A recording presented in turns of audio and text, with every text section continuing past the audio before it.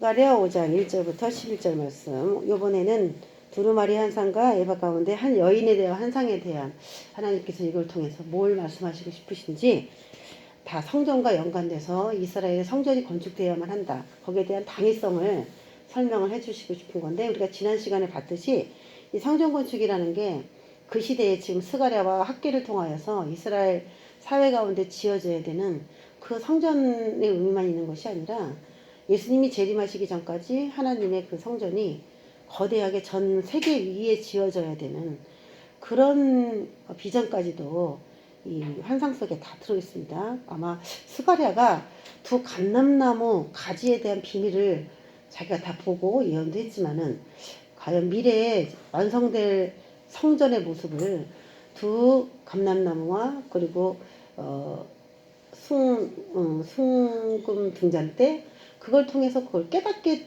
되었는지, 스가랴는 그걸 알았는지. 지금 우리가 생각해 보면은 스가랴가 그 시대에 성전이 지어져야만 한다, 그거에 대해서는 예언도 하고 다 그렇게 외쳤는지 모르겠지만은 실제로 그걸 다 이해를 했을까? 응? 그 깊이 있는 뜻을 우리는 그걸 지금 예수님, 성령님, 미래에 등장할 사도 요한이 본 환상하고 조합을 시켜서 미래에 교회를 통해서 이루어갈 거룩한 하나님의 성전을 이렇게 묘사를 우리는 다 그렇게 하고 있는데, 스가랴가 그 시대에 그걸 알았을까? 몰랐을 가능성이 더 많겠죠. 그것처럼 예언을 하지만은 예언자가 그 시대에 다 깨닫지 못하는 것도 굉장히 많이 있습니다. 오늘 우리가 두루마리 환상이나 에바 가운데 한 여인에 대한 환상도 사실 조금 이해하기가 어려운 부분도 있지만 한번 보겠습니다.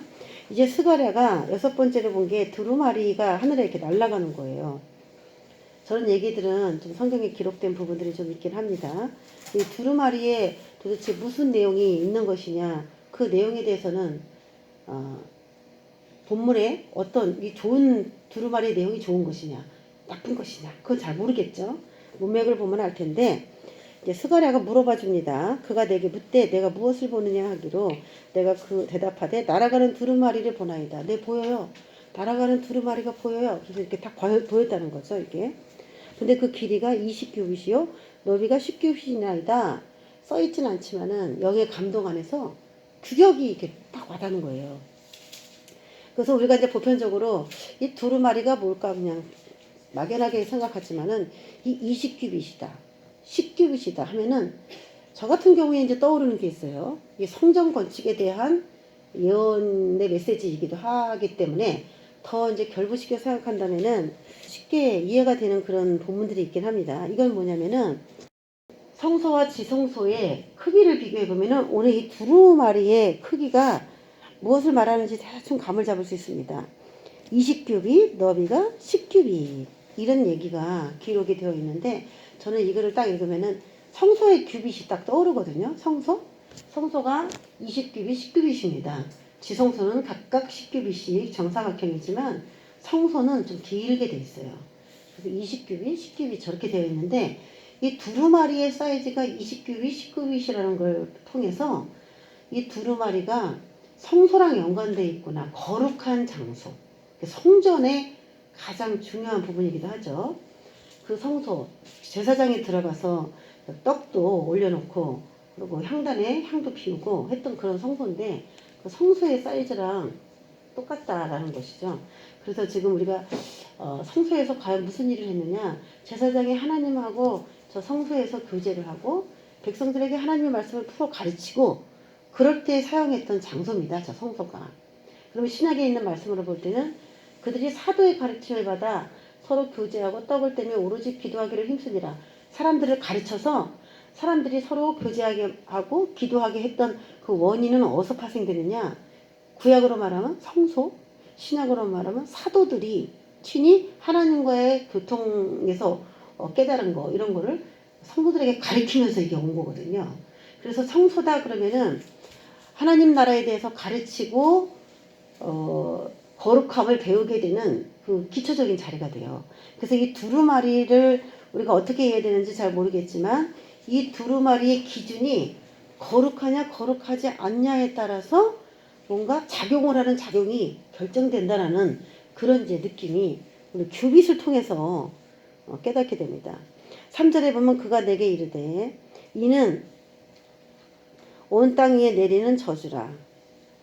도둑질하는 자는 그 이쪽 글대로 끊어지고 맹세하는 자는 그 저쪽 글대로 끊어지리라 하니 이는 온 땅에 내리는 저주라. 두루마리의 별명이에요 이게. 온 땅에 내리는 저주다. 온 땅에 내리는 저주. 그러니까 두루마리에 있는 내용 중에 핵심 포인트는 저주죠. 온 땅 위에 내리는 저주가 막 기록이 된 거예요. 그러면 어떤 사람이 이 두루마리의 영향으로 저주를 받게 되느냐? 이 성소에서 말하고 있는 거룩의 그 시점하고 맞지 않는 사람들. 하나님께서 원하는 규격 사이즈인 이 성소의 규격 사이즈에 도달되지 못하는 사람들은 이 온 땅이 저주의 두루마리가 다닐 때 다 저주가 임하게 되는 거죠. 그 사람들에게는. 거기에 미치지 못한 자들에 대해서 기본은 성소다라는 거죠. 성소. 성소의 그 기준으로 맞춰져서 미치지 못하면 저주를 받는 그런 두루마리가 보였다는 겁니다. 그 중에 대표적인 죄가 기록되고 있는데 첫 번째는 도둑질하는 자, 두 번째는 맹세하는 자라고 3절에서 나옵니다. 도둑질하는 자, 맹세하는 자. 그럼 4절에도 나옵니다. 만군의 여호와께서 이르시되 내가 이것을 보냈나니 도둑의 집에도 들어가며 내 이름을 가리켜 망령되이 맹세하는 자의 집에도 들어가서 그의 집에 머무르며 그 집을 나무와 돌과 아울러 사르리라 하면서 도둑질하는 자의 집에 들어가는 두루마리. 그리고 하나님의 이름을 가리켜서 맹세하는 거는 그렇다 지키면 괜찮죠. 범죄가 아닌데 망령되이 맹세한다. 두 가지 죄가 적나라하게 나왔습니다. 그래서 이 두루마리가 도대체 무엇이냐? 저주의 두루마리다. 여기는 많은 저주들이 기록되어 있다. 그런데 우리가 이제 4장에서 봤던 거랑 오늘 이 두루마리의 저주를 한번 이렇게 결합시켜 보면은 또 새로운 깨달음이 나옵니다. 5장 3절에 있는 것처럼 온 땅 위에 내리는 저주 이렇게 나왔고 우리가 전에 배웠던 4장 14절에 보면은 기름 부음 받은 자 둘이니 온 세상에 주 앞에 서 있는 자니라 하면서 두 증인들이 두 감람나무들이 막 전 세계를 다니면서 무엇인가 막 외치는 그런 모습들이 예언되어 있습니다. 그 시대는 스룹바벨과 여호수아였고 미래적으로는 예수님이 재림할 때에 등장할 두 감람나무들인데 그래서 이제 요즘에 그 이단들은 자기 별명을 다 뭘로 하고 있습니까? 요즘에 이단들은 자기 별명이 다 뭐예요? 두 감람나무예요. 감람나무. 그래서 요즘에는 다 감람나무 그리고 엘리야 뭐 그런 이단들이 많이 있어요. 성경에서 이래서 나온 거예요. 그러니까 두감람나무가 뭐지? 그런 게 아니라 미래에 등장할 예언자들이다. 그래서 자기를 감람나무라고 이제 소개를 하는 겁니다. 그래서 이제 교회 이름이라든지 기도원 같은데 산속에 있는 기도원도 두 감람나무 교회 그래서 자신들의 그런 아지트를 지어놓고 거기서 막 이단적인 그런 메시지를 전하는 그런 종교들도 굉장히 많아요. 근데 그들이 주장하는 것 가운데 그 자기를 신격화시키는 거거든요. 자기가 하나님이고 자기가 두 감람나무 중에 한 감람나무다. 이렇게 소개를 해요. 자기가 한 감람나무래. 그리고 자기가 또 엘리야라고 하기도 하고. 그렇게 이야기하는 것도 신천지도 그런데요. 얘기를 들어보면은 왜 이런 이단에 사람들이 빠질까?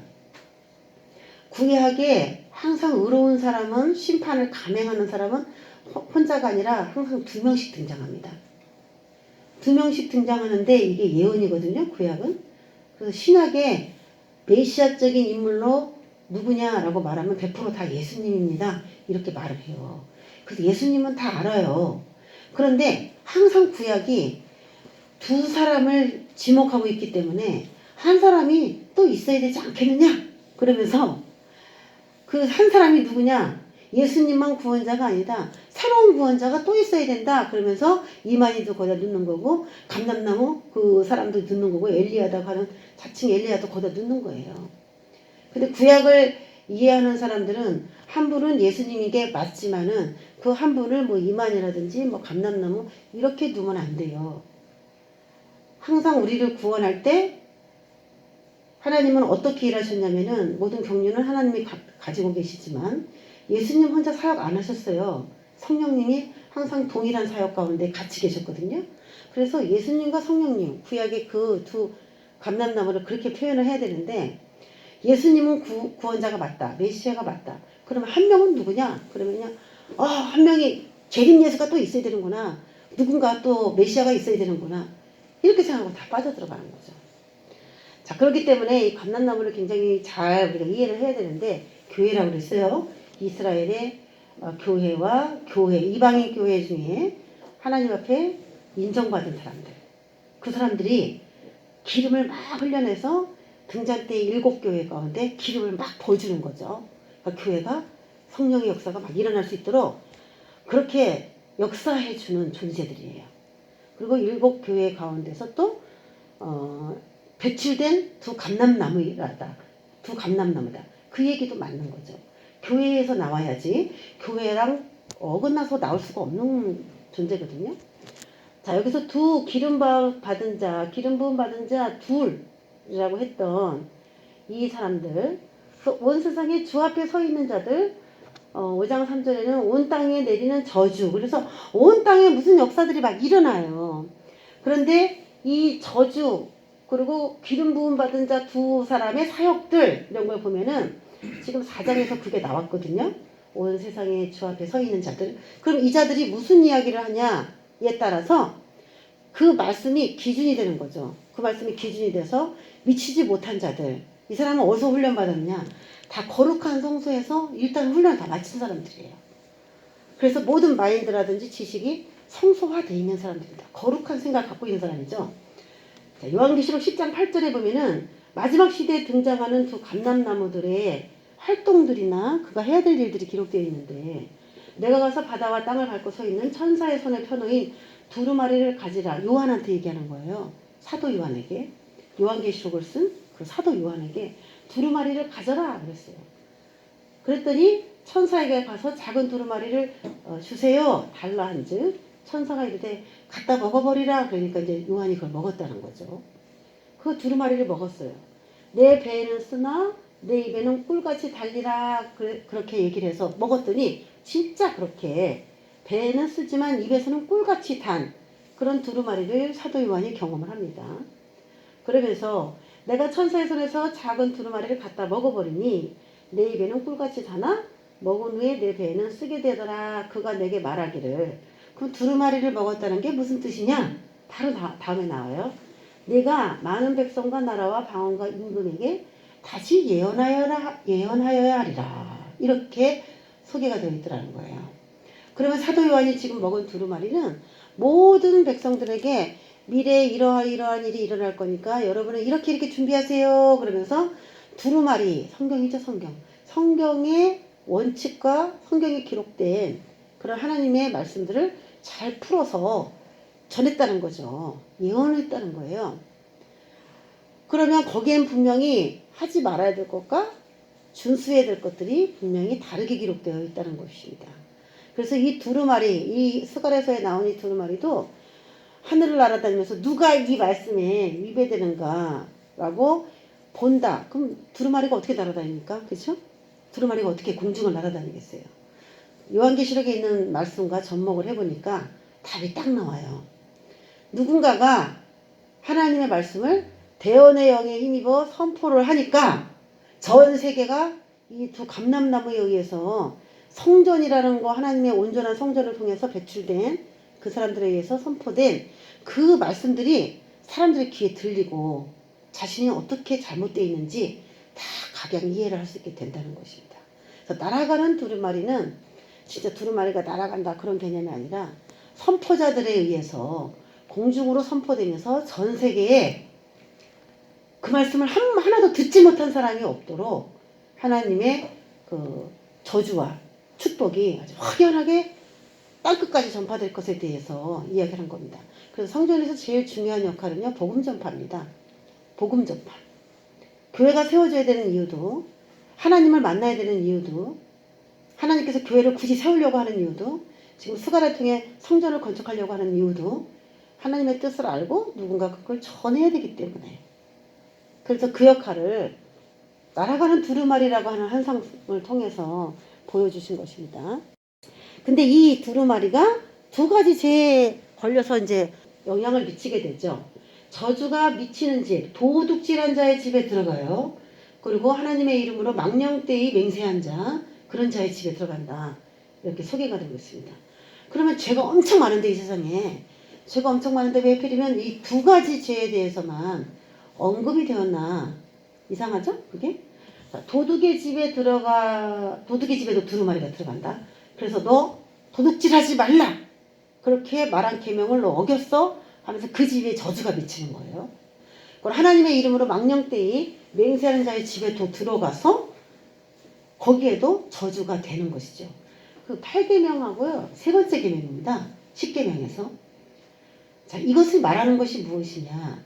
10계명 중에 1계명부터 4계명까지는 하나님과의 관계 가운데서 지켜야 될 계명들이에요.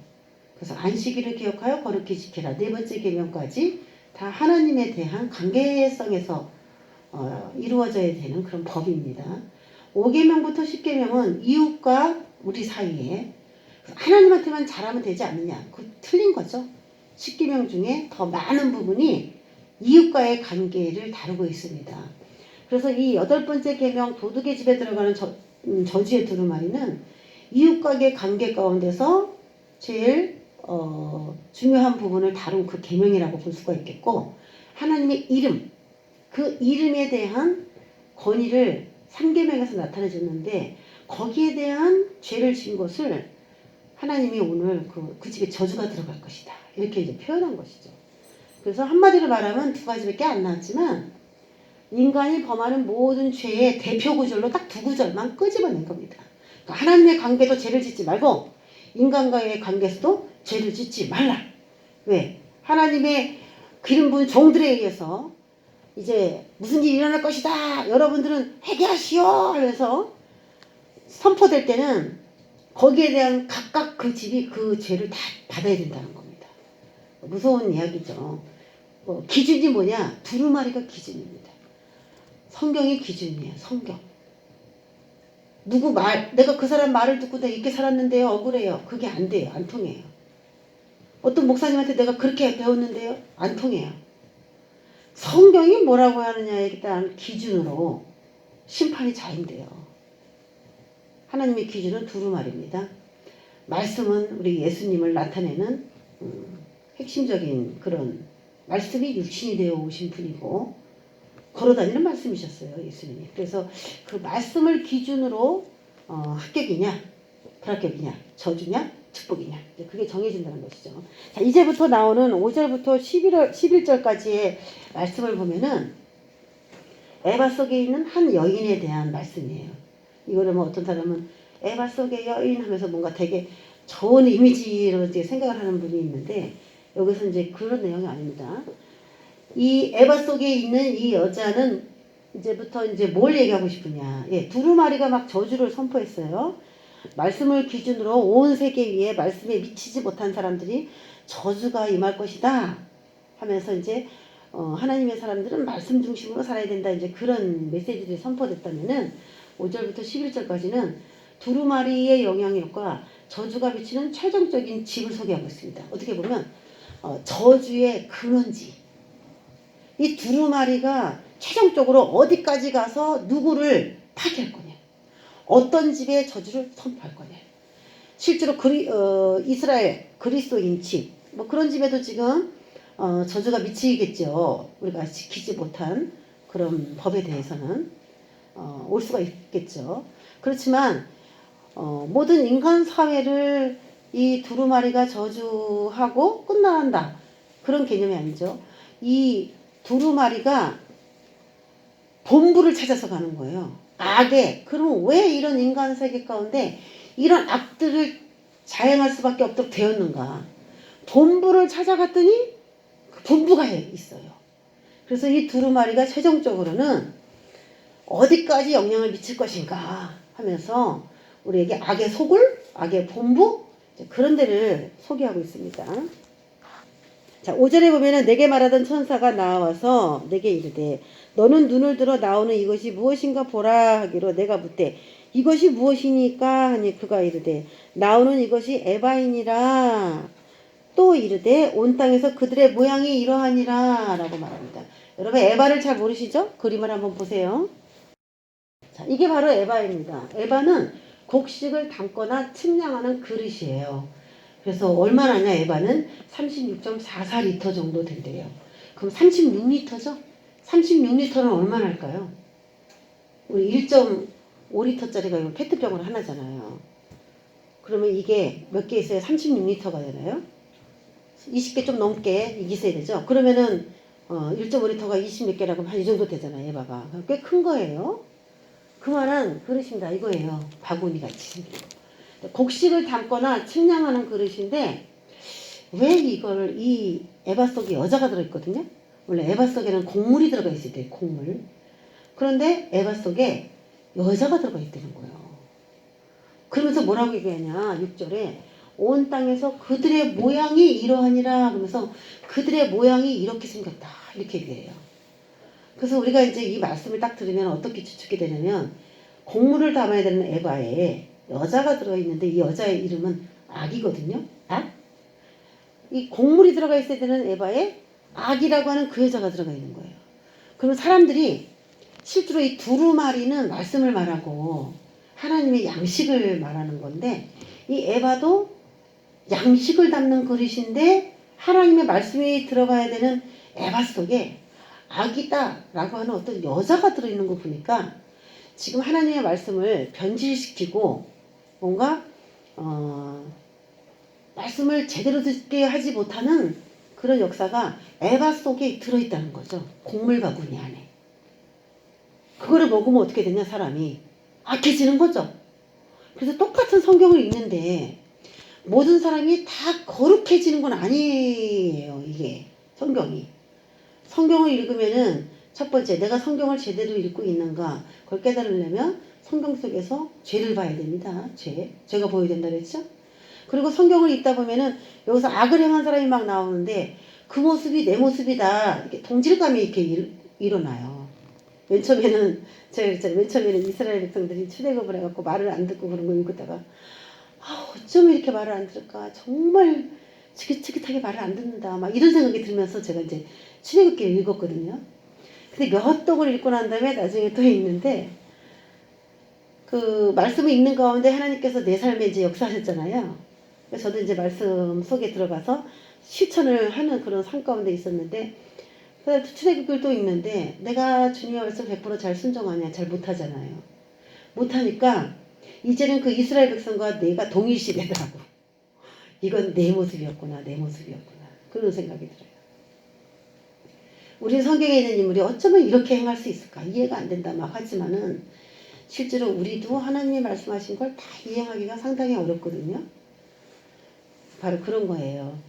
이 말씀을 읽으면 다 선을 행하고 다 죄를 인식하고 그럴 것 같지만은 그건 제대로 가는 사람이지만 실제로 말씀을요 좋은 걸 자기가 다 끌어다가 갖고 오고 실제로 자기는 악인이 아닌 것처럼 그렇게 말씀 때문에 더 교만해지는 사람도 분명히 있다고 하는 것입니다. 그럼 왜 그러냐? 저 에바 속에 악이라고 하는 그 악이 역사를 하는 것을 치워내고 성령과의 교통에서 이제 읽어져야 되는데 악이 에바 속에 들어있기 때문에 그런 거예요. 그렇기 때문에 이제 하나님의 뜻을 제대로 배우고 제대로 알아야 되죠. 성소에서는 그걸 하잖아요. 성소에서는 떡상이 있으니까 떡을 먹어야 되잖아요. 그런데 에바 속에 악이 있는데 하나님이 그 성전이 되어주시고 이스라엘의 성전을 세워주시고 이스라엘과 만나주시려면 저 에바 속에 들어있는 올바른 지식을 이스라엘 백성들이 체험하고 먹어야 되거든요. 그러니까 저 에바를 하나님이 치워야 돼요. 치워야 돼. 그 성경을 제대로 깨달을 수 있고 제대로 이해할 수 있는 그런 깨달음이 이스라엘을 다시 새롭게 하는 것이지 저 에바 속에 저 악이 들어있으면은 여전히 이스라엘은 말씀을 오해하고 하나님의 뜻을 찾는데 어려워요. 이건 무슨 얘기냐면 두루마리가 어떤 사람에게는 저주가 되겠지만 내 백성에게 그렇게 되지 않기 위해서 내가 새롭게 세워지는 성전에서 내 백성을 깨어나도록 저 에바 속에 든 악을 이렇게 치워줄 것이다. 이런 얘기가 되는 거예요. 그러면 내 백성이 저주를 받지 않지 않습니까? 그렇죠? 그러니까 지금 두루마리인데 저주의 두루마리다라는 말하고 에바긴 에바인데 그 안에 악이 들어있는 에바다라는 말하고 어떻게 보면 같은 말이에요. 두루마리엔 좋은 말씀도 많아요. 근데 저주의 두루마리라고 했어요. 에바 속에 좋은 얘기도 많아요.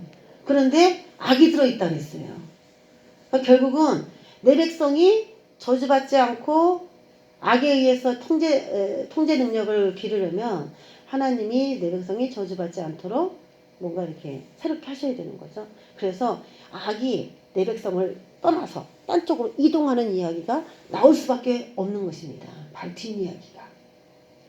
치워줄 테니까 날아가는 두루마리를 통해서 전 세계에 저주가 선포될 때 성전을 제대로 지은 내 백성들은 구원을 받도록 내가 그렇게 친히 섭리하겠다. 이런 의미가 들어있습니다. 자, 여기는 이제 에바가 22리터라고 하죠. 그래서 저기서는 36.44리터라고 하기도 하죠. 그래서 에바가 우리가 뭐 큰 에바, 작은 에바 여러 종류의 에바가 있는 것 같은데 이 리터도 또 다 틀려요. 또 양도 틀려요. 그런데 쌀 12대 정도 들어가는 양이다. 여기는 또 동일한 그 이야기를 또 하고 있습니다. 그래서 최하 22리터, 36리터 그 정도의 바구니다. 쌀 바구니다. 우리가 그렇게 생각하면 되겠습니다.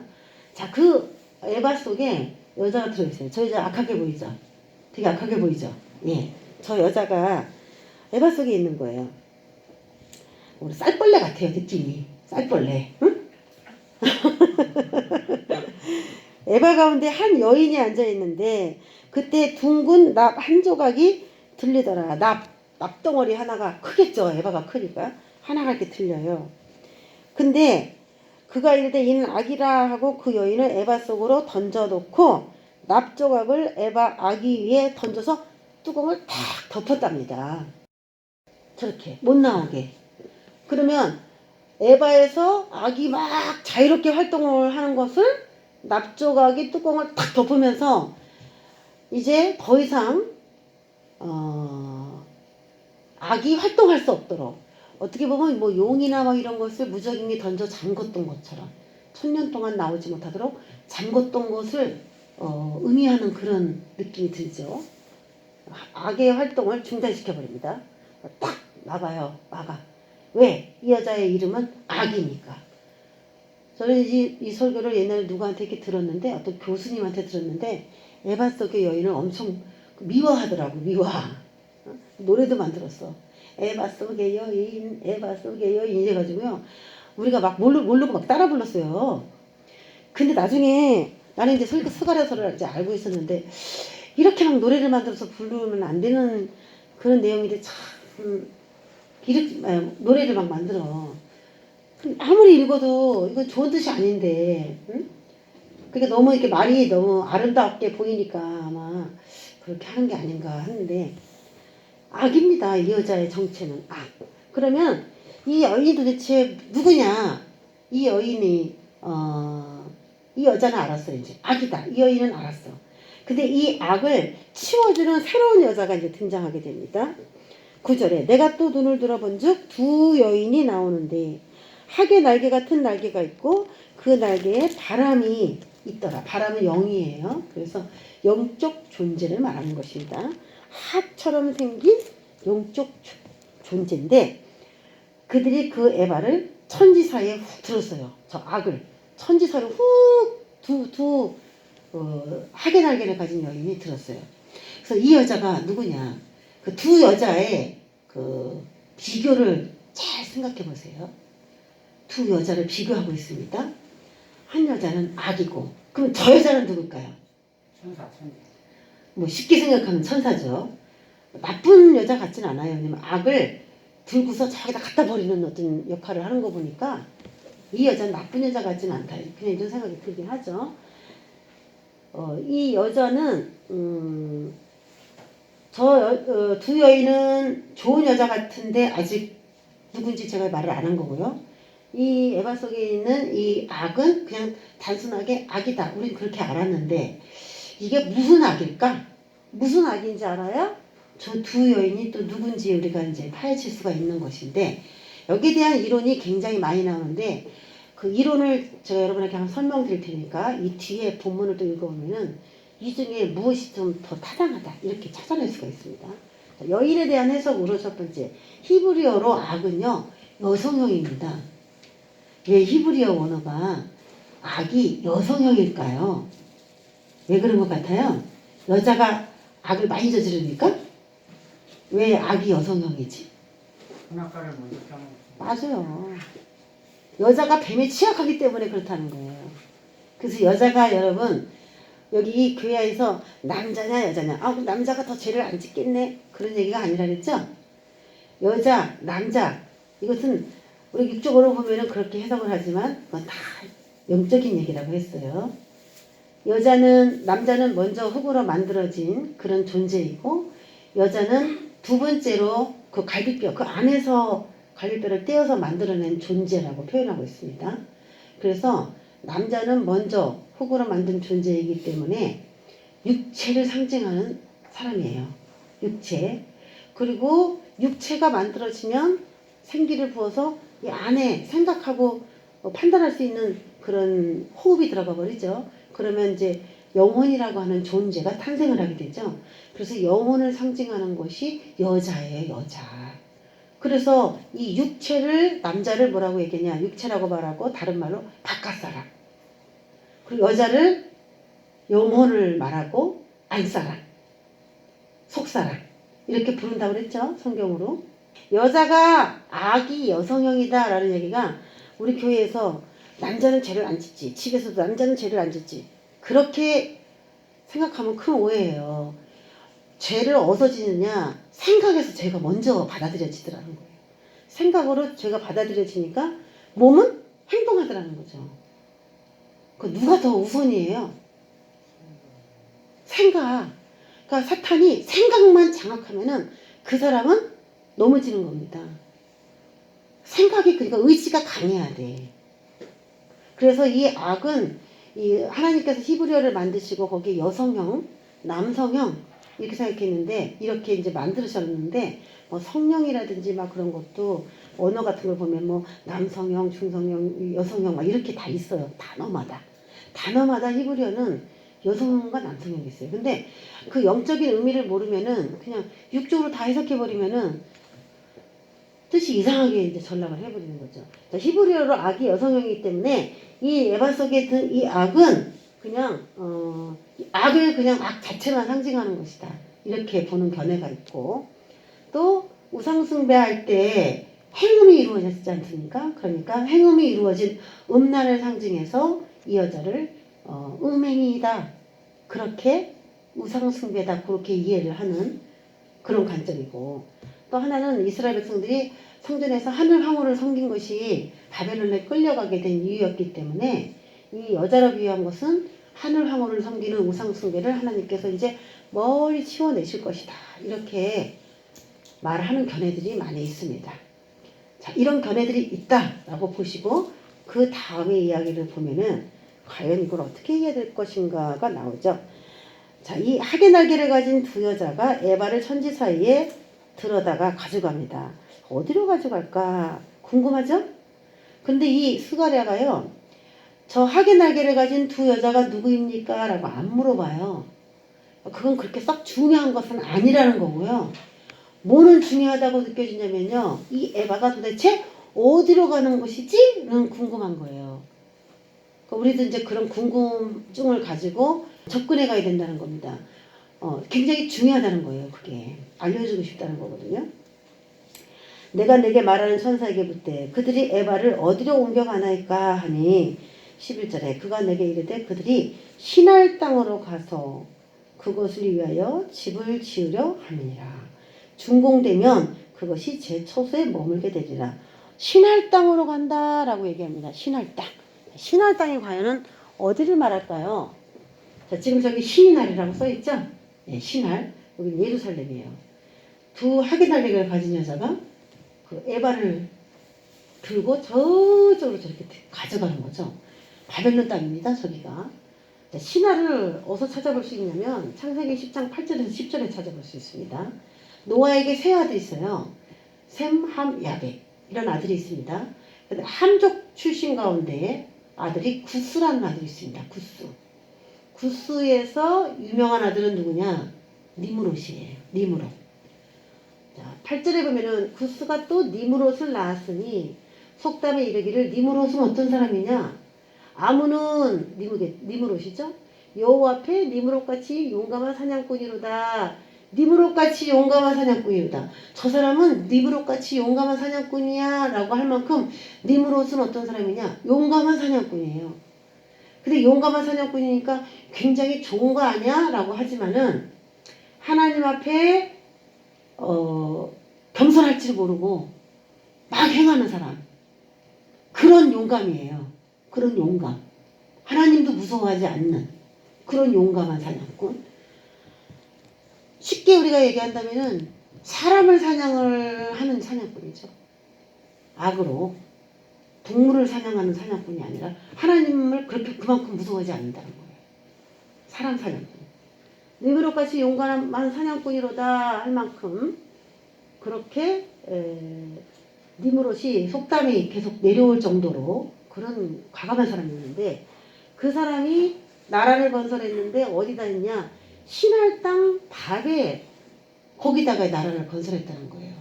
그러니까 지금 악이라는 걸 가지고 지금 바벨 거기를 이렇게 갔다는 것이죠.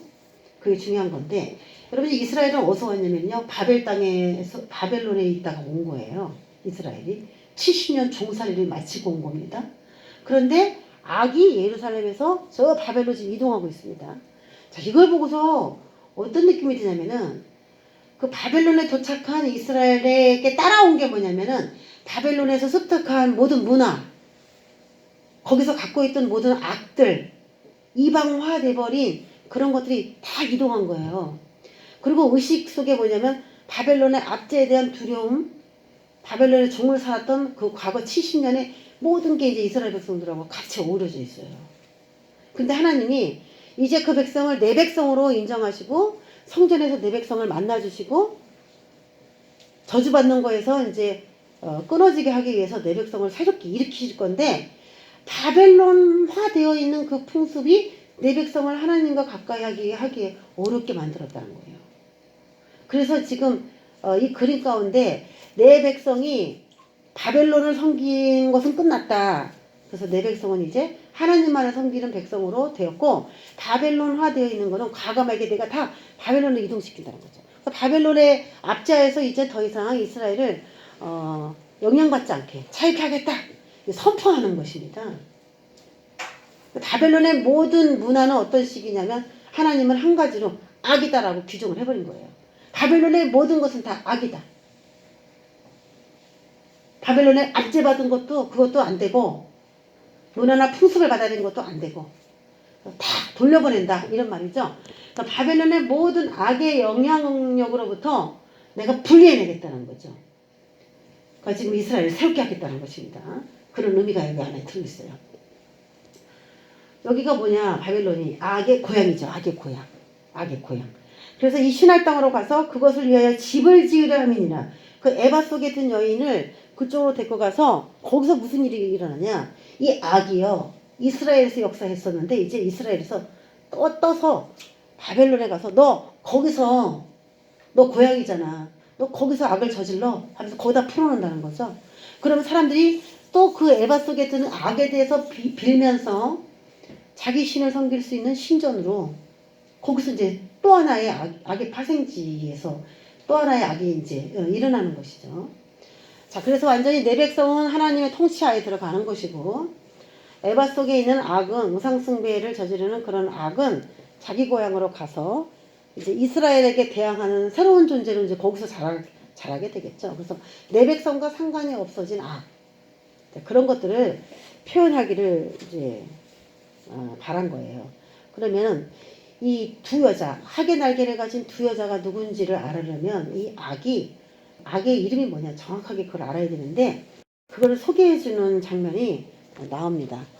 그 바벨론에 갔다 이거죠. 이제 바벨론이라고 하는 곳에 악의 날개를 가진 두 여자가 악을 데리고 이제 간 거예요.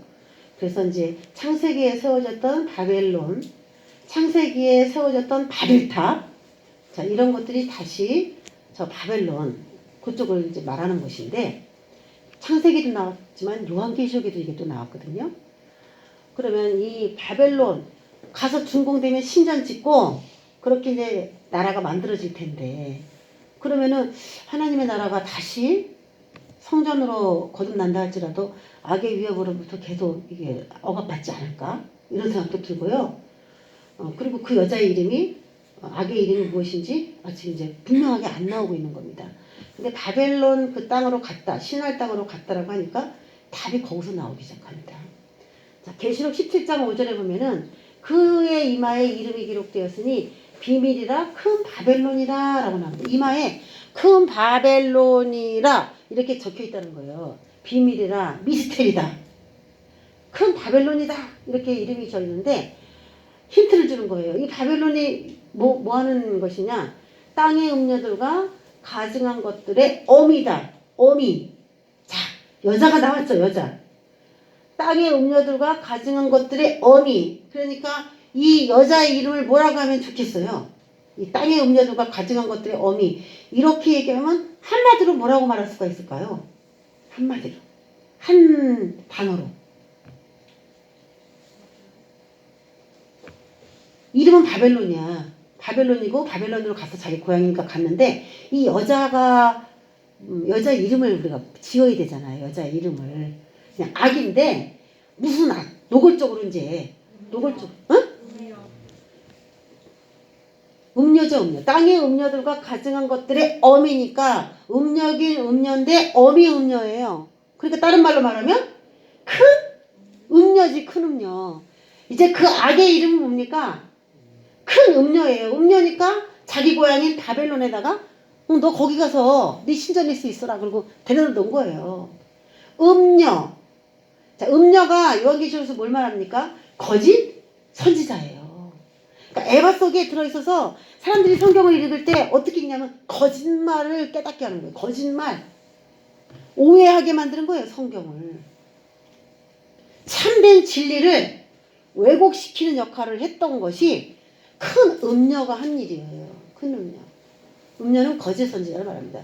음녀는요, 남편이 있는데 바람을 피면 그걸 음녀라고 합니다. 그래서 예수님의 씨를 받은 교회가 우상 숭배를 하면은 그게 음녀가 되는 거죠.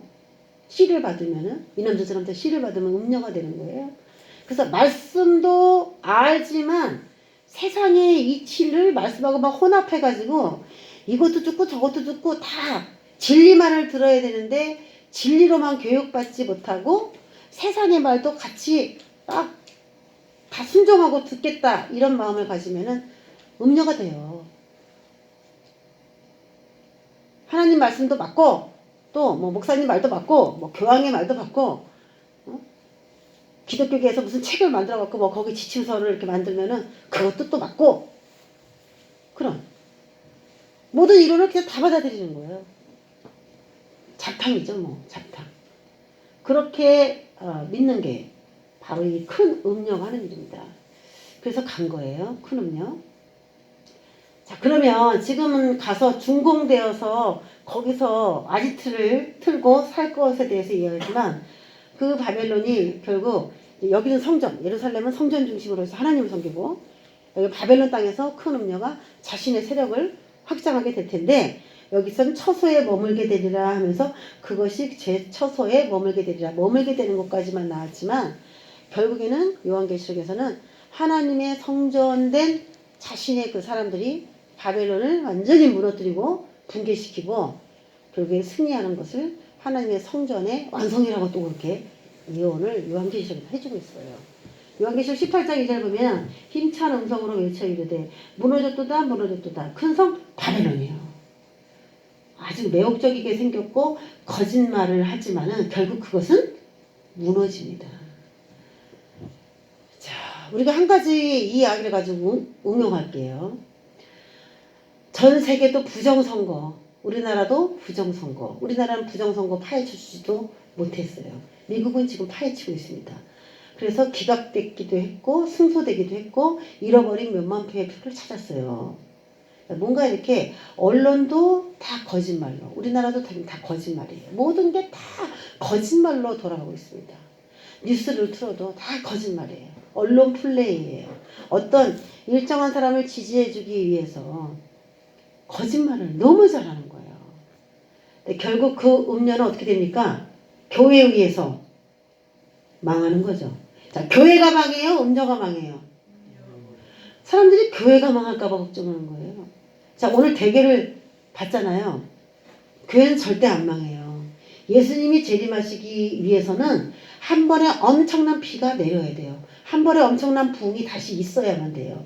왜냐면 지금의 믿음으로는, 지금의 성령 충만으로는 앞으로 오는 그런 시대를 이렇게 돌파해 나가기가 어렵습니다. 그래서 아주 강한 비, 강한 성령이 전 세계에 다시 한번 비처럼 내려야 되는데 사람들이 그 비를 안 맞아요. 왜? 마음이 부유한 거예요. 하나님을 안 찾아도 될 만큼 부유한 거예요. 그래서 거짓말이 막 쏟아져 나와도 분별해야 될 이유도 없고 분별하고 싶은 마음도 없는 거예요. 진리에 대한 관심도 없고 거짓말에 대한 불의도 일어나지 않아요. 울분도 일어나지 않아요. 난 내가 잘 사니까 그냥. 거짓말에 누군가가 농락돼도 다 내 얘기도 아니고 그렇게 그냥 사는 거예요. 근데 내가 살기가 어려워지고 먹고 살기 힘들고 앞이 캄캄하다면 누군가가 거짓말로 불의로 내 행복을 뺏어간다면 아주 두 눈을 부릅뜨고 그걸 다시 찾아오려고 하겠죠. 다 일어날 겁니다. 일신단결로. 교회는 절대로 망하지 않고 하나님께서 이 도리어 오늘 이 말씀을 여러분 예언을 들으시기 바랍니다. 지금 교회가 살아날 수 있을까? 이런 힘없는 교회가 과연 버틸 수 있을까? 우리 걱정스러운데 교회와 함께 붙어 있었던 악을 하나님이 신할 땅으로 옮긴다고 믿으시기를 주의 이름으로 축원합니다. 교회 속에 들어있는 갖가지 악, 갖가지 거짓말, 진리가 아닌 걸 가리켜서 그것을 먹었던 많은 나의 사랑하는 성도들, 우리 하나님의 성도들, 거짓말을 마치 참말처럼 믿고 여태까지 들었던 거, 그런 거. 저는 이 말씀을 보고 딱 그걸 느꼈어요. 이제 악이 이동될 때가 됐구나. 내 하나님의 자녀가 저 악으로 인하여 뭐가 옳지 분별도 못하고요. 사기당하고 등쳐지고 어려움 많이 당하고요. 농락도 많이 당하고 히히비비 막 즐거운 것도 있지만 내가 왜 그랬을까 막 이런 게 계속 반복됐던 거예요. 우리나라에도 마찬가지입니다. 전 세계에도 지금 마찬가지입니다. 전 세계에 미혹의 영이 너무나 강하게 역사하고 있어요. 교회도 마찬가지죠. 이게 눈이 좀 벗겨져야 되는데 이게 안 벗겨진 거예요, 이게. 근데 오늘 이 말씀을 통하여 이 대한민국이나 전 세계적이나 마찬가지고 한국의 교회에도 전 세계 교회에도 거짓말로 진리를 가려놨던 모든 것들을 하나님이 오늘 이 말씀처럼 자기 고향으로 그 악을 옮겨버리면요. 야, 내가 왜 이렇게 몰랐었지? 내가 뭐에 이렇게 속았네. 눈이 덮여있었네. 씌웠네. 눈이 씌웠구나 라는 그 말이 얼마나 영적인 말인지 몰라요. 결혼할 때 눈이 다 씌었다 그러죠? 해보고 나니까 정신이 없어. 아이고 내가 무슨 짓을 한 거야 이렇게. 에? 마찬가지로 눈이 씌웠다라는 얘기를 하거든요. 그게 영이 씌었다라는 거예요. 뭐에 이렇게 덮였다. 제대로 볼 수 없었다. 그런 얘기인데 이제 우리는 교회 가운데 역사하고 있는 모든 악을 하나님이 저 학의 날개인 두 여자에 의해서 이동시킬 것에 대해서까지 예언하고 있는 겁니다. 그러면 답이 나왔어요. 이 악이라는 것의 이름이 음녀였거든요. 음녀? 그럼 요한계시록에 음녀 나오죠. 음녀. 그리고 반대말이 뭐예요? 반대말. 음녀의 반대말이 요한계시록에서 뭐예요?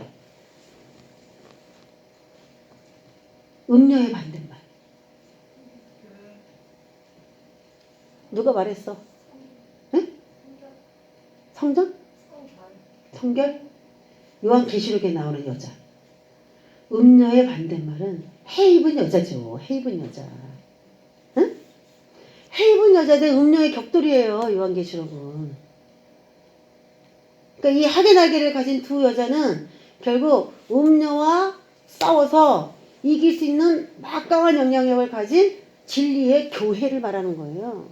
아무리 음녀가 거짓말로 성경을 다 끄인다 할지라도 진리를 애써 찾으려고 몸부림치는 그 성도들, 진리를 중심으로 이겨나가고 있는 그 성도들은 결국 이건 거짓말이네 하면서 말씀에서 착착착착착 음녀들을 따로 분리시켜버린다는 거예요. 성경을 연구하고 성경에 집중하는 나의 교회가 결국 이건 아니야 하고 탁탁탁 재버리는 거예요.